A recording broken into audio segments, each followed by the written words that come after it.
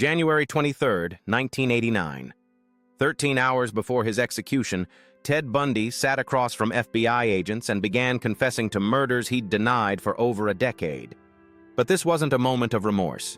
It was a calculated negotiation, trading bodies for time. For years, Bundy had maintained his innocence, fought appeals, charmed journalists. Then, facing the electric chair at Florida State Prison, he finally admitted to killings that had devastated families across 7 states.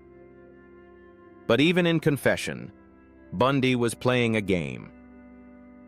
In the next 15 minutes, we're examining exactly what Ted Bundy confessed to in those final hours, which murders he admitted after years of denial, the psychological manipulation behind his death row confessions, and the victims whose cases remain unsolved to this day.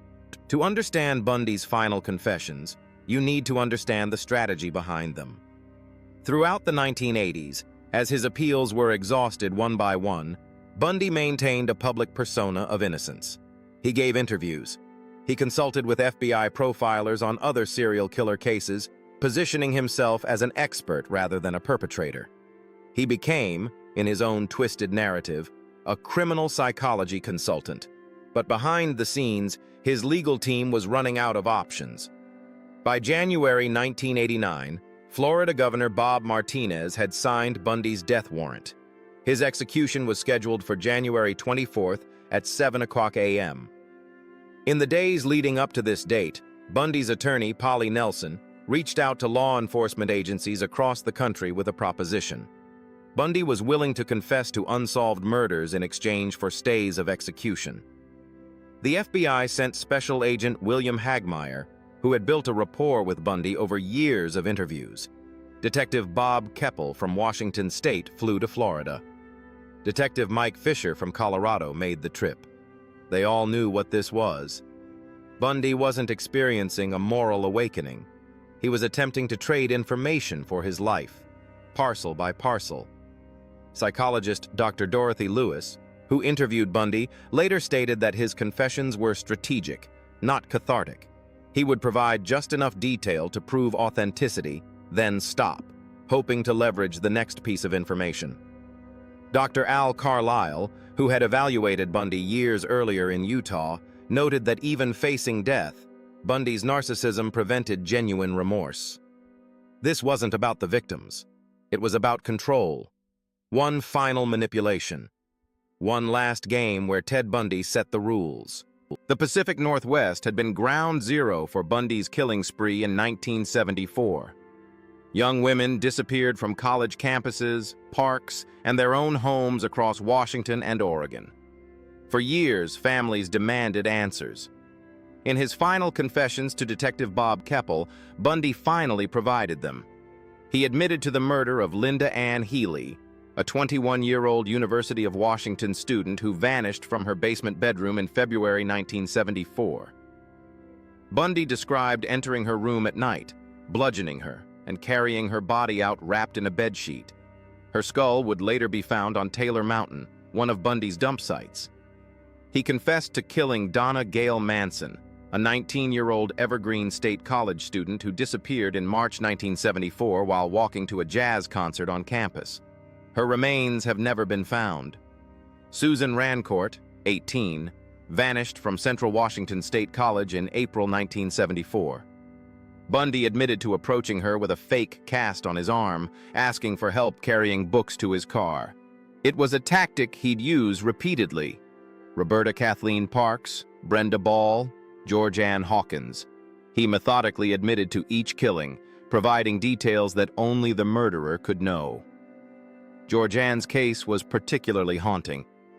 She disappeared from an alley behind her sorority house at the University of Washington in June 1974. Witnesses heard a scream. Bundy told Keppel he'd been on crutches that night, asked her for help, then struck her with a crowbar he'd hidden in his Volkswagen Beetle. Perhaps most disturbing was his confession regarding the Lake Sammamish abductions. On July 14, 1974, multiple witnesses saw a man with his arm in a sling, calling himself Ted, approach young women at the crowded state park. Janice Ott and Denise Nasland both disappeared that day. Bundy admitted to abducting both women within hours of each other, taking them to a secondary location, and murdering them. Their remains were discovered together months later.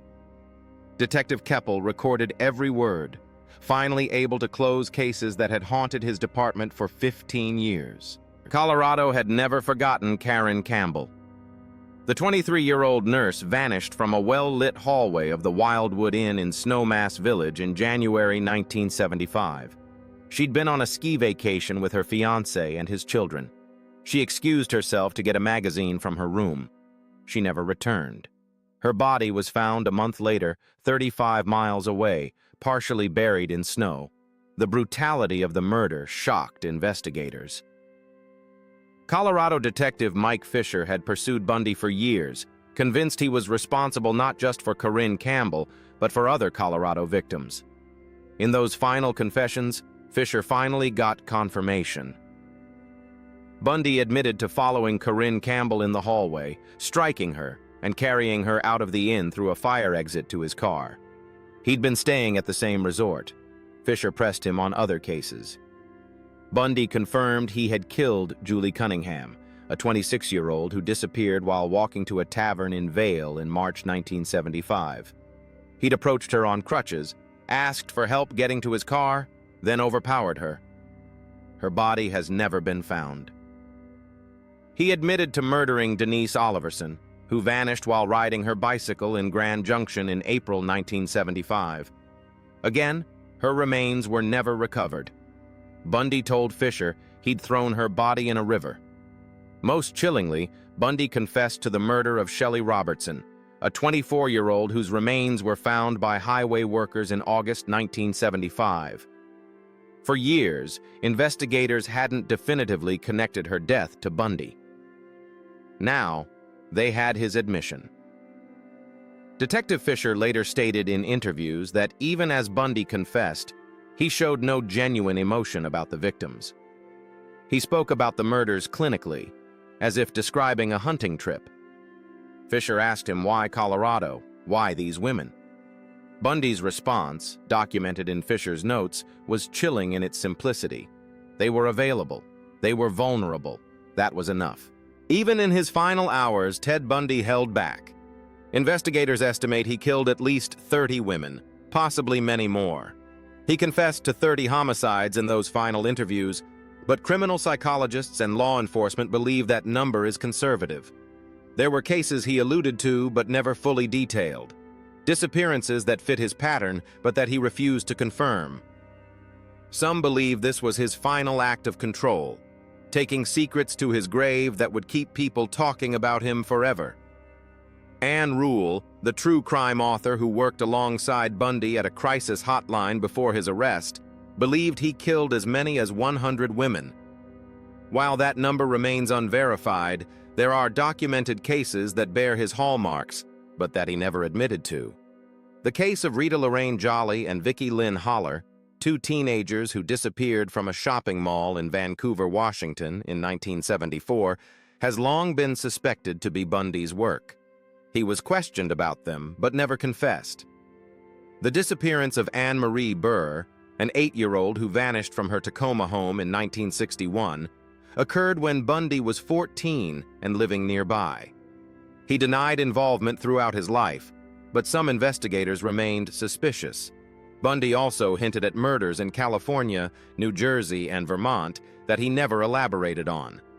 FBI agent William Hagmeyer, who conducted the most extensive interviews with Bundy, later stated that Bundy enjoyed withholding information. It gave him leverage. It gave him attention. Even strapped into the electric chair, Ted Bundy wanted to be in control of the narrative. Dr. Robert Keppel wrote in his book, The Riverman, that Bundy's refusal to provide complete information was consistent with his pathological need for dominance. He couldn't bear to give investigators full closure. That would mean surrendering his last bit of power. So he went to his death with secrets intact, leaving families without answers and cold cases that may never be solved. Why do serial killers confess when facing execution?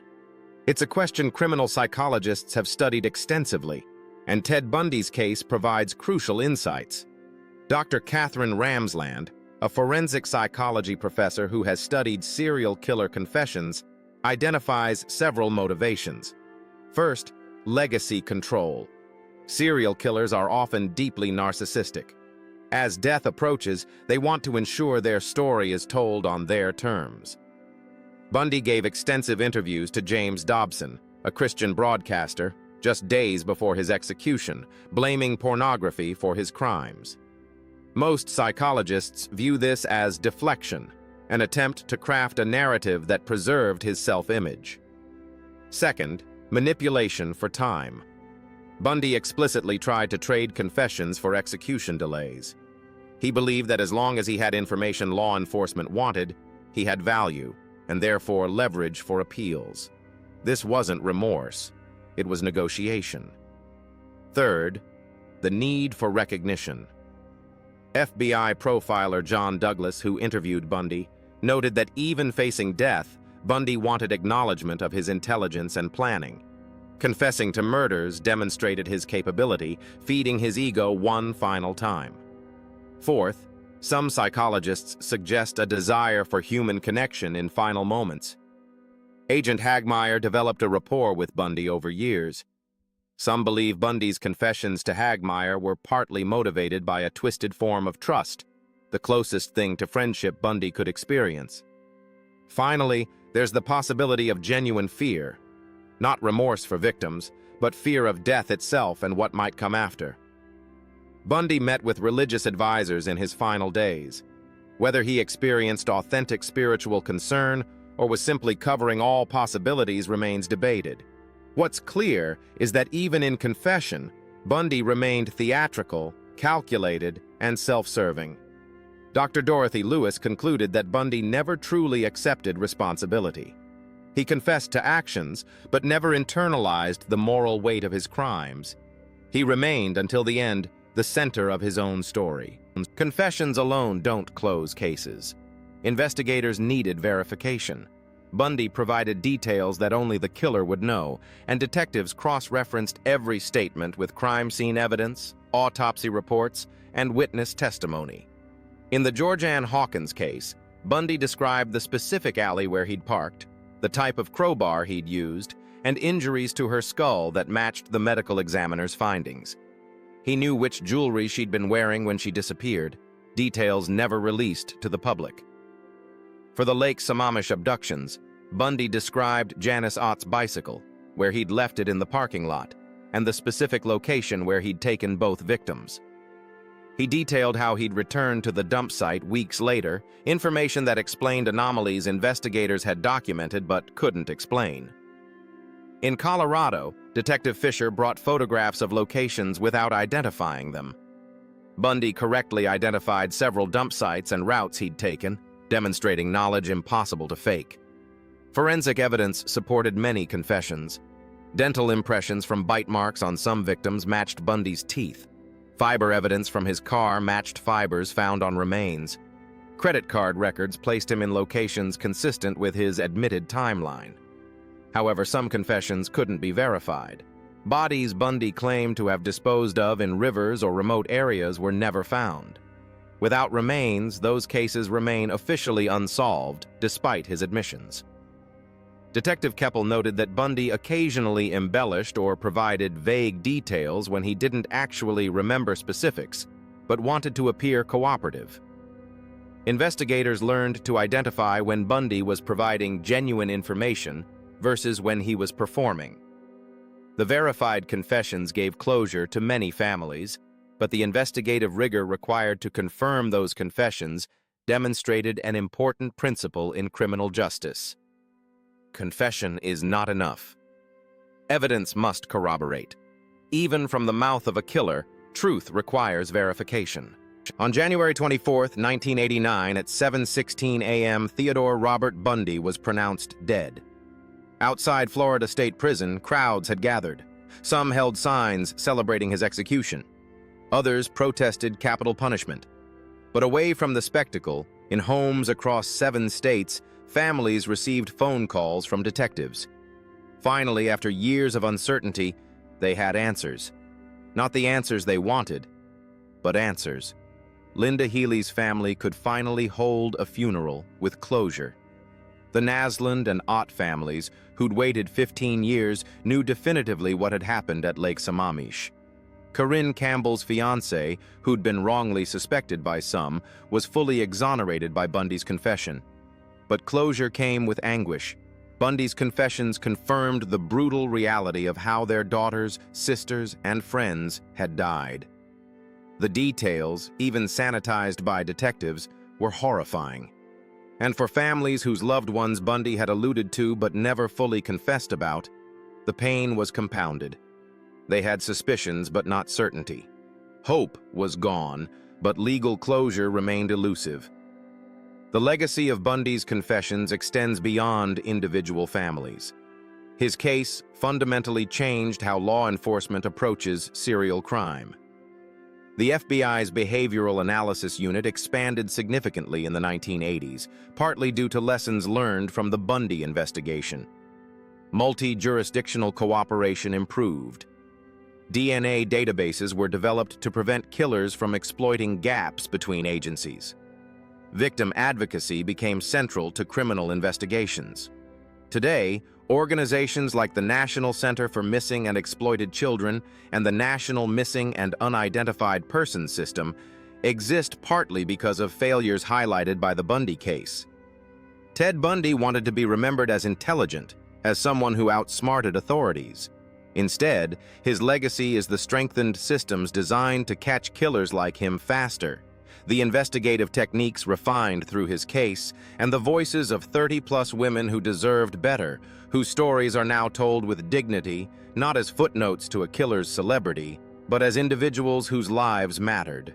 Ted Bundy's final confessions revealed the calculated nature of his crimes and the psychological manipulation that continued until his last breath. 3 key takeaways.